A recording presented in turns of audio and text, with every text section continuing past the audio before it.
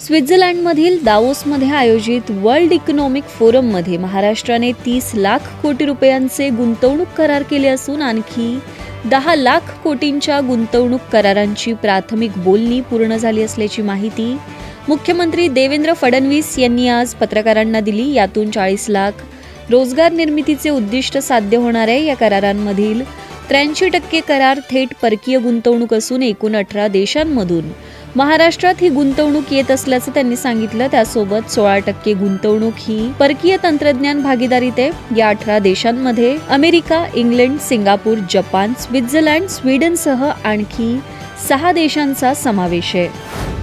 मुंब्रा येथील MIMच्या नवनिर्वाचित नगरसेविका सेहर शेख यांनी केलेल्या वक्तव्याचा वाद चांगलाच पेटलाय. विजयानंतर सेहरने केलेल्या भाषणात संपूर्ण मुंब्रा हिरव्या रंगात रंगवण्याचं आवाहन केलं होतं. तिच्या याच वक्तव्यावरून भाजप नेते किरीट सोमय्या आणि आमदार निरंजन डावखरे आक्रमक झाले. हे वक्तव्य म्हणजे हिंदूंना धमकी असल्याची प्रतिक्रिया किरीट सोमय्यांनी दिली. त्यांनी मुंब्रा पोलीस ठाण्यात जाऊन तक्रार केली आहे. सेहर शेख यांच्या भाषणाचा व्हिडिओ पोलिसांना दाखवत तातडीची आणि कठोर कारवाई करण्याची मागणी केली. तर सेहर शेखने या वादानंतर स्पष्टीकरण देत माझं वक्तव्य धर्माच्या आधारावर नव्हतं तर राजकीय आशयाचं होतं असं म्हटलंय.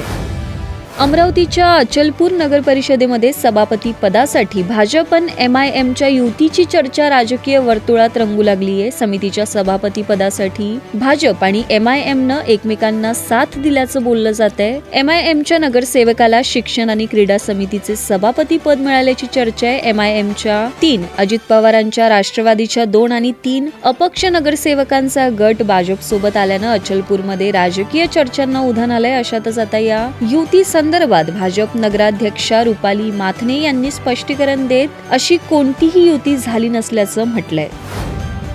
अकोल्यात भाजपला रोखण्यासाठी MIM, काँग्रेस आणि अजित पवारांच्या आणि शरद पवारांच्या राष्ट्रवादीच्या नेत्यांनी प्रकाश आंबेडकरांची भेट घेतली. अकोल्यामध्ये भाजपला सर्वाधिक म्हणजे 38 जागा मिळाल्या असून बहुमतासाठी 41 नगरसेवकांची गरज आहे.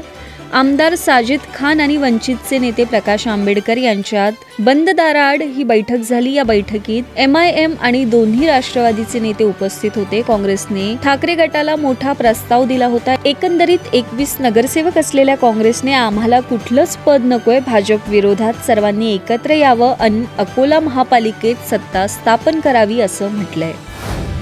जळगाव जिल्ह्यातील नशिराबाद जवळ मुंबई-नागपूर राष्ट्रीय महामार्गावर कारचा भीषण अपघात झाला. जळगावकडून भुसावळकडे जाणाऱ्या इनोव्हा कारचा भीषण अपघात झालाय. अपघातात इनोव्हा कारमधील तरुणी जागीच ठार झाली तर कार चालक तरुण गंभीर जखमी झालाय. महामार्गावर कारचं नियंत्रण सुटल्याने इनोव्हा कार डिवायडरला धडकल्याने अपघात झाल्याची प्राथमिक माहिती समोर आली आहे. अपघातात इनोव्हा कारचा अक्षरशः चुराडा झाला. अपघातानंतर महामार्गावरील वाहतूक काही काळ विस्कळीत देखील झाली. अपघातात जखमी झालेल्या कार चालक तरुणाला डॉक्टर उल्हास पाटील वैद्यकीय महाविद्यालयात दाखल करण्यात आलं. जखमी तरुणाची प्रकृती चिंताजनक असल्याची माहिती समोर आली आहे.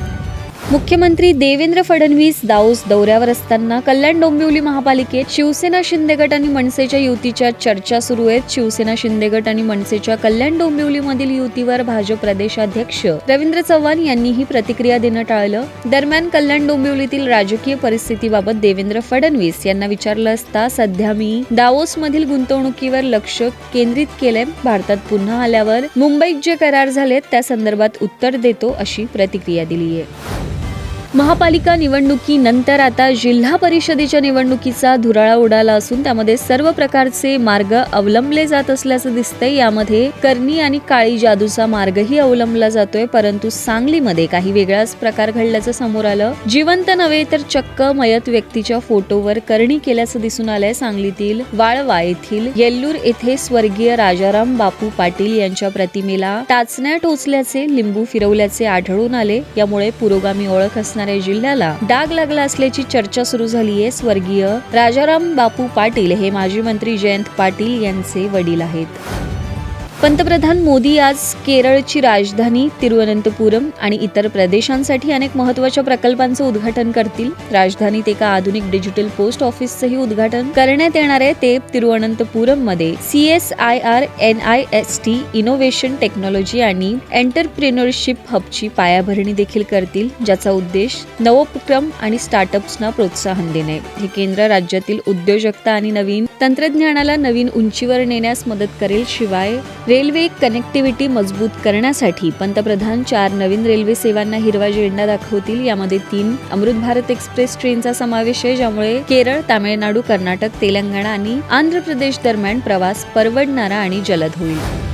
झारखंडमधील देवघर येथे रेल्वे आणि ट्रकचा भीषण अपघात झालाय. हावडा जसीडीह मुख्य रेल्वे मार्गावरील रोहिणी नवाडीह क्रॉसिंग जवळ एका वेगाने येणाऱ्या ट्रकची ट्रेनशी टक्कर झाली. ही धडक इतकी भीषण होती की ट्रकचं मोठं नुकसान झालंय. ट्रक आणि ट्रेनच्या अपघातात एका दुचाकीचंही नुकसान झालंय. दरम्यान स्थानिक रहिवासी आणि सुरक्षा दलांच्या मदतीने मदतकार्य सुरू करण्यात आलंय. ट्रकच्या खाली दबलेल्या दोघांना बाहेर काढलं. जखमी झालेल्या दोघांची स्थिती गंभीर असल्याचं सांगितलं जातंय.